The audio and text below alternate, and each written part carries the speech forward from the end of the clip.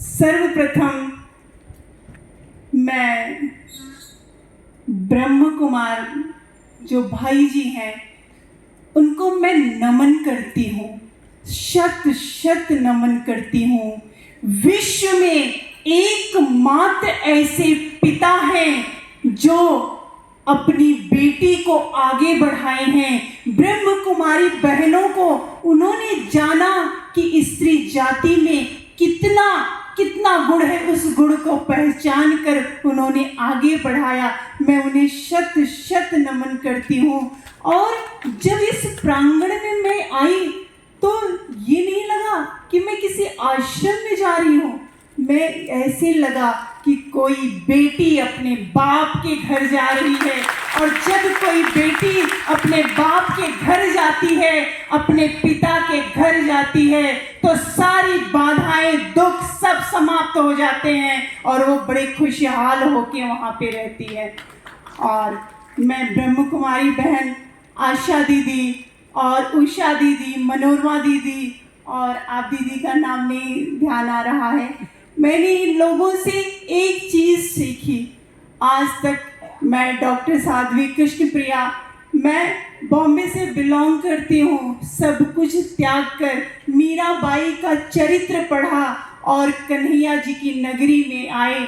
तो हम मीराबाई तो नहीं बने, लेकिन हाँ उनके पद चिन्हों पे चलने की कोशिश कर रहे हैं। और आज तक मेरा मस्तक न कभी किसी साधु, न किसी शंकराचार्य जी के, न किसी महामंडलेश्वर, न किसी जगत गुरु के सामने झुका, क्योंकि जो मैं ढूंढना चाहती थी, जो मैं पाना चाहती, संत का मतलब होता है कि उनके अंदर वो संतत्व रहे, कि इतनी विनम्रता रहे कि हम उनके पास जाने से डरे ना और जाके खुशहाल होके उनसे वो ज्ञान प्राप्त कर सकें। लेकिन ये चीज़ मैंने ब्रह्म कुमारी संस्था में जब हम आए तो मेरा सर अपने आप झुक गया और ऐसे लगा कि क्या क्या क्या क्या क्या नहीं सीख के मैं यहाँ से जा रही हूँ। और मैं हमेशा हमेशा के लिए हर बहनों से यही कहना चाहती हूँ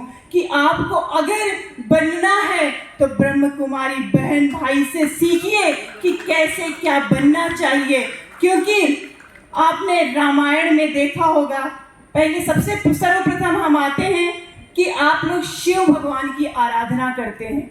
और हमारे भगवान शिव कैसे हैं? देवाधिदेव महादेव।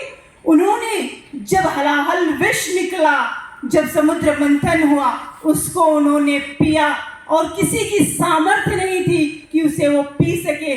सिर्फ ये सामर्थ्य किसमें थी?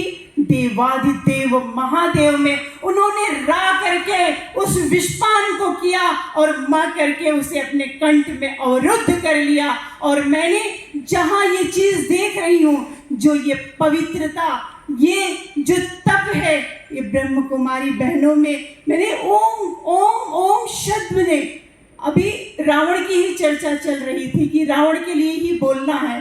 तो रावण जैसा प्रकांड विद्वान, महाबलशाली, महाविद्वान और शिव तांडव स्तोत्र के रचयिता, और वो इतना अहंकारी था कि वो कहता था मैं महादेव मेरी मुट्ठी में, यमराज मेरे पांव के नीचे, नवग्रह मेरी मुट्ठी में। और वो कहता था कि प्रभु श्री राम के जो मानधाता थे उनको भी उन्होंने स्वर्ग में जाकर चुनौती दी थी और कालर से पकड़ के वो लेके आया था।